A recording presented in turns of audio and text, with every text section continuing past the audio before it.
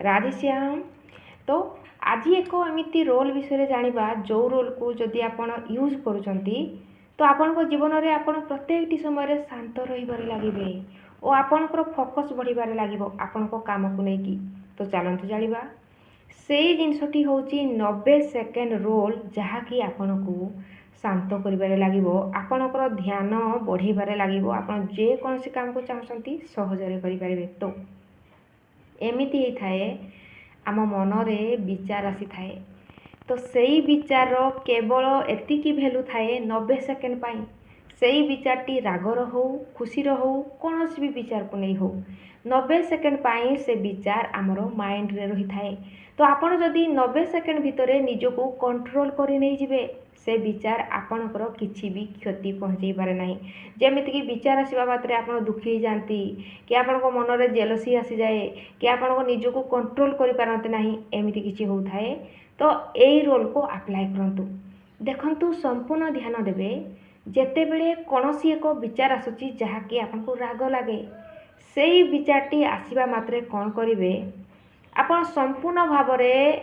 Deep breathing अवस्था बसी जिवे माने निश्वास नेबा और छाड़िबा अवस्था बसी जिवे। से विचारटी जेतेबेले माइंड रे आसीबो ता प्रति कौनसी भी उत्तर आपण रखिबे नाही निज मन मस्तिष्क करू जेमिति कि विचार आसीबा मात्रे आमे कौनसी ना कौनसी उत्तर देबार लागंती सेतेबेले कौनसी प्रकार उत्तर माइंड रु देबे नाही केवल डीप ब्रीदिंग करिवे निश्वास नौथिबे निश्वास छाड़ुथिबे संपूर्ण ध्यान आपणकर निश्वास ऊपर जेतिकी रहिबो से विचार आपण को किछि करि परबो नाही। मात्र 90 सेकेंड पाई आपण सेमिति करिवे सेमिति करबा द्वारा कोन हैला आपण सेई विचार को वैल्यू देले नाही सेई विचार को नहीं भाबिले नाही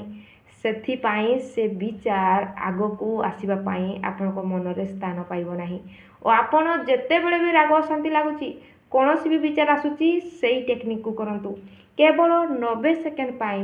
निजर निश्वास प्रश्वास उपरे ध्यान दियंतु देखिबे से विचार आपणकर किछि भी क्षति करि पारबो नाही और आपणकर ध्यान बढ़िबारे लागिबो कोनोसी काम को आपण सहजरे करि पारिबे। एही प्रकार रे निजको आपण इम्प्रूवमेंट करि पारिबे कौनसी ना कौनसी काम को सहजरे करि पारिबे। ता छड़ा जेते बेले हमर निश्वास ऊपर आमे ध्यान दियंती जेमिति कि ध्यान आमे करूचंती मेडिटेशन करूचंती कोन करंती प्रथमे तो आमे निश्वास ऊपर ही ध्यान दियंती जहाँ फल कौन ही थाए जे प्रत्येकटी विचार रु आमे अलग हो जाती आमर ध्यान को आमे केवल निश्वास ऊपर रखती और सेथि पाई आमर फोकस बढ़िबारे लागे कौनसी काम को नहीं आमे सहजरे करि पारंती। तो यही प्रकार जदि आपण करूचंती सही प्रकार रे आपण कंटिन्यू जारी रखंतु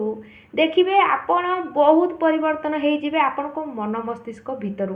कहीं ना जेति कि आपण थॉट प्रोसेस को छाड़िबे निश्वास ऊपर ध्यान देबे जोठे कि किछि विचार नाही निश्वास केमिति जाउची केमिति आसुची ताकू खाली देखिबार लागिबे। तो जेते विचार आसु भी आपण को किछि भी करि परिबो नाही जे जेते बेले जेमती विचार आसले आगरु आमे रागी जाउथले अशांति हो जाउथले एबे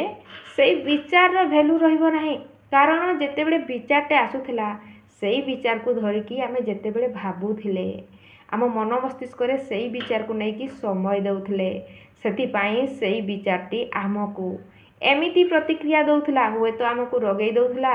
हुए तो आम लाइफ रे सिचुएशन को मन करिकी आम भितर जेलसी भरी दउथला जदि सेई जिंस को आमे करिबा नाही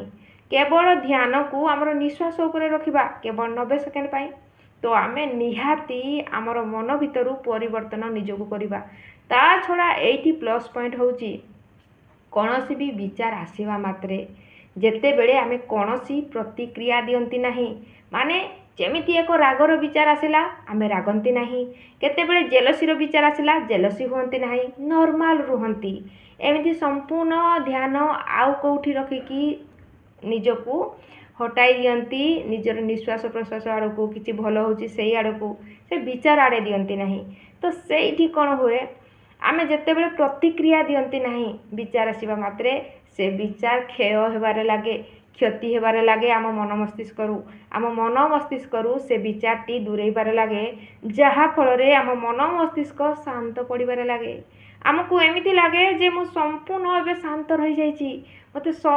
सबकि भल लगुच ଏହି ପ୍ରକାରରେ ନିଜକୁ ଆପଣ ଗଢ଼ିପାରିବେ ସେଇ 90 ସେକେଣ୍ଡରେ। ତା ଛଡ଼ା ଆଗରୁ ମଧ୍ୟ ଆମେ ମେଡ଼ିଟେସନ୍ କହିଲେ ଆମେ ଏମିତି ଭାବନ୍ତି ଯେ ଧ୍ୟାନ କ'ଣ କରିବି, ଧ୍ୟାନ ମୋର ଲାଗୁନି। ଆରେ ବାବା, ଇଏ ଗୋଟେ ମେଡ଼ିଟେସନ୍। ଯେ ଯେତେବେଳେ ଆପଣ ଭାବିବେ ଇଏ ତ ମାତ୍ର ଛୋଟ ମେଡ଼ିଟେସନ୍, ମାତ୍ର 90 ସେକେଣ୍ଡ ମୁଁ ନିଜ ନିଶ୍ୱାସକୁ ଦେଖିବି, ସେଇଠି କ'ଣ ହେବ,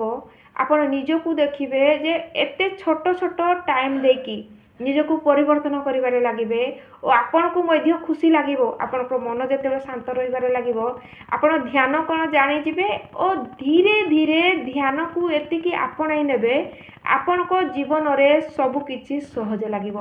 ଇଏ ଏକ ସରଳ ଟେକ୍ନିକ୍, କିନ୍ତୁ ଫାଇଦା ବହୁତ। ଆପଣ ନିହାତି କରିକି ଦେଖନ୍ତୁ, ଦେଖିବେ ଲାଇଫ୍ରେ ଇମ୍ପ୍ରୁଭମେଣ୍ଟ ନିହାତି ଆସିବ। ଭିଡ଼ିଓ ଯଦି ପସନ୍ଦ ଆସିଛି, ଲାଇକ୍, ସେୟାର, ସବସ୍କ୍ରାଇବ୍ ଆପଣମାନେ ନିହାତି କରିବେ। ରାଧେଶ୍ୟାମ।